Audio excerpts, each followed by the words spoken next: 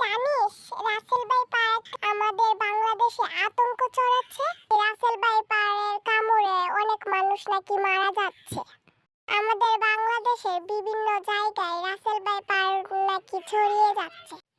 তাই রাসেল ভাই পার্কে যে ধরতে পারবে তাদেরকে নাকি 50,000 টাকা পুরস্কার দেওয়া হবে। হ্যাঁ দিদি, আমিও তো শুনেছি রাসেল ভাই পার্কে ধরতে পারলে 50,000 টাকা পুরস্কার দেবে। রাস্তা দিয়ে হেঁটে আসার সময় অনেক লোক বলছিল রাসেল ভাই পার নাকি খুব বিষাক্ত। আরে হে ভাই, এই রাসেল ভাইপারের কথা তো আমিও শুনছি। কি যে আর বলবো বুঝে পাচ্ছি না। এই রাসেল ভাইপারের কথা যেদিকে যাই শুধু রাসেল ভাইপার, ফেসবুক, ইউটিউব, ভাই যেখানেই যাচ্ছে শুধু রাসেল ভাইপারের কথা। এখন আরো শুনতেছি নতুন খবর যে রাসেল ভাইপারকে যে ধরতে পারবে তাকে নাকি 50,000 টাকা পুরস্কার দেওয়া হবে। কি যেন হাস্যকর বিষয়। আসলে বিষয়টা জানতে হবে।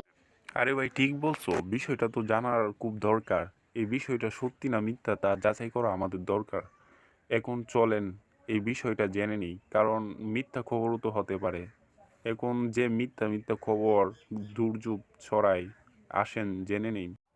আরে ভাই, এখানে পুলিশে কি জানি বলতেছে, আসেন তো এখানে গিয়ে কি বলতেছে শুনতে হবে আমাদের। সুখবর সুখবর সুখবর আমার প্রিয় এলাকাবাসী, আজ আপনাদের বিশেষ বিষয়ে জানানোর জন্য আমি এখানে হাজির হয়েছি। আপনারা জানেন বাংলাদেশে এখন রাসেল ভাইপারের উৎপাত ঘটেছে। তাই রাসেল ভাইপারের সন্ধান যে দিতে পারবে তাকে 50,000 টাকা পুরস্কার দেওয়া হবে। তাই রাসেল ভাইপারকে যারা দেখতে পান আমার কাছে সন্ধান পাঠাবেন। আপনারা জানেন রাসেল ভাইপার একটা বিষাক্ত সাপ, কিন্তু বিষাক্ত হলেও তাকে মারাটা আমাদের উচিত নয়, কারণ সে একজন সরীসৃপ প্রাণী। তাকে আমাদের মারা উচিত নয়। তাই তার সন্ধান আমাদের কাছে দিয়ে দিবেন, আমরা তাকে ফিরিয়ে সঠিক স্থানে রেখে আসবো যাতে সে জনগণের ক্ষতি না করতে পারে। আশা করছি স্যার কি বলে গেলেন আপনারা বুঝতে পারছেন। তাই রাসেল ভাইপারের সন্ধান যারা পাবেন তারা ওই স্থান এবং আপনাদের নাম ঠিকানা লিখে আমাদের নির্দিষ্ট স্থানে পৌঁছে দিবেন এবং আপনাদের সাথে গিয়ে ওই স্থান আমাদের পরিদর্শন করাবেন, যাতে আমরা ওই স্থান থেকে সাপটি নিয়ে তার নিরাপত্তা আমরা নিশ্চিত করতে পারি এবং জনগণের নিরাপত্তাও যাতে আমরা নিশ্চিত করতে পারি। হ্যাঁ স্যার, অবশ্যই স্যার। যদি আমরা রাসেল ভাইপার বা কোনো বিষধর সাপের সন্ধান পাই তাহলে অবশ্যই আপনার কাছে ওই বিষয় নিয়ে আমরা আলোচনা করতে আসব এবং এটা আমাদের কর্তব্য, আমাদের সব জাতির কর্তব্য এই বিষয়টা জানানো আপনার। আরে ভাই, এটা তো খুব চমৎকার ব্যাপার। সাপের সন্ধান দিতে পারলেই আমরা 50,000 টাকা পেয়ে যাব। এটা যদি একবার আমাদের হতো তাহলে তো আমাদের ভাগ্য ঘুরে যেত।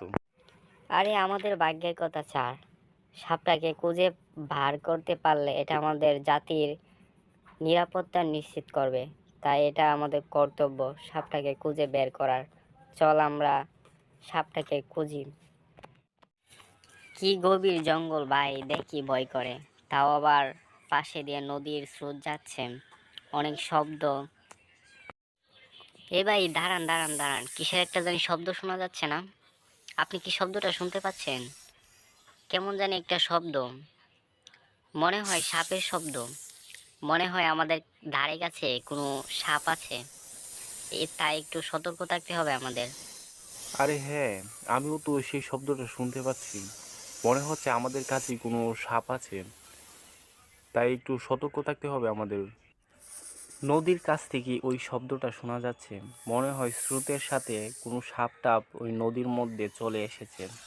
তাই একটু দেখতে হবে আমাদের লক্ষ্য করে। হ্যাঁ ঠিক বলছেন, এই যে নদীর মধ্যে একটা সাপ দেখা যাচ্ছে। এই যে নদীর ওপারে ওই সাপটা গিয়ে উঠতেছে। কত বড় সাপ! দেখি তো আত্মার মধ্যে পানি নেই আমার। এই সাপ এত ভয়ঙ্কর। চলেন পুলিশ অফিসারের কাছে যাই। চলেন চলেন, চালু পুলিশ অফিসারের কাছে চলেন।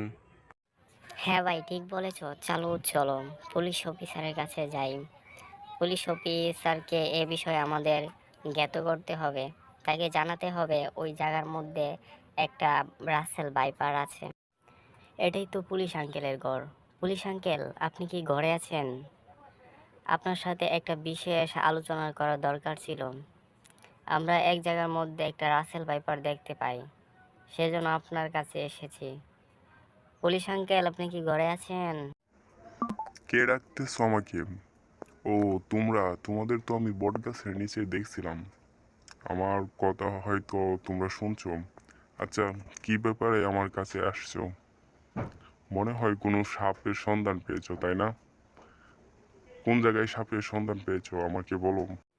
পুলিশ আঙ্কেল, আমরা হাঁটতে হাঁটতে জঙ্গলের ভিতর দিয়ে যাচ্ছিলাম, তারপর নদীর ওই পারে হঠাৎ দেখি একটা এত বড় রাসেল ভাইপার নদীর ও পারে গিয়ে উঠতেছে।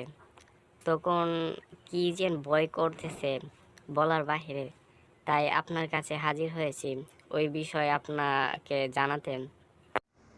সত্যি তোমরা সাপ দেখেছো? তাহলে তো খুব ভয়ানক বিষয়। আচ্ছা আচ্ছা, চলো ওই জায়গার মধ্যে আমাদের এখনই পৌঁছতে হবে, না হলে সাপটা অন্য কোনো এরিয়ার মধ্যে ঢুকে পড়বে। চলো। আমাদের ওই স্থানে যেতে হবে, তাই আমাদের পা গুলোকে চালাও, না হলে কি জানি ওই সাপটাকে আমরা গিয়ে পাই কিনা। চালু করো, চালু। পুলিশ আঙ্কেল, আমরা ওই স্থানে দেখেছিলাম নদীর ওপারে, নদী থেকে গাছের ধারে গিয়ে সাপটা বসেছিল। আমরা দুইজন দেখি ঘাবড়ে গিয়েছিলাম। ওই সাপটা এখনো আছে।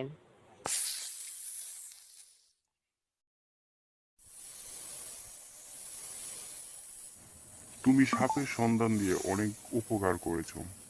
ওই সাপটা হয়তো আমাদের আরো অন্য কোনো এলাকার মধ্যে ঢুকে গিয়ে মানুষকে কামড়ে দিতে পারতো। তাই তোমার সন্ধানের কারণে ওই সাপটাকে আমরা পেয়েছি। এখন সাপটা নিরাপত্তায় থাকবে, কারণ এটাকে আমরা গভীর জঙ্গলে নিয়ে ছেড়ে দেব, এবং তোমরাও উম, উপকৃত হবে। সাপের থেকে তোমরা নিরাপদ থাকবে। শুধু তোমরা নয়, আমাদের বাংলাদেশের সকল জনগণ এখন সাপের কাছ থেকে নিরাপদ থাকবে। এভাবে যদি মানুষ এগিয়ে আসতো, তাহলে হয়তো আমাদের বাংলাদেশ অনেক উপকৃত হতো, এবং তোমাদের বিশেষ পুরস্কার দেওয়া হবে, যেহেতু তোমরা অনেক বড় একটা কাজ করছো, যা বাংলাদেশের মানুষকে নিরাপত্তা নিশ্চিত করতে খুব বড় ভূমিকা পালন করবে।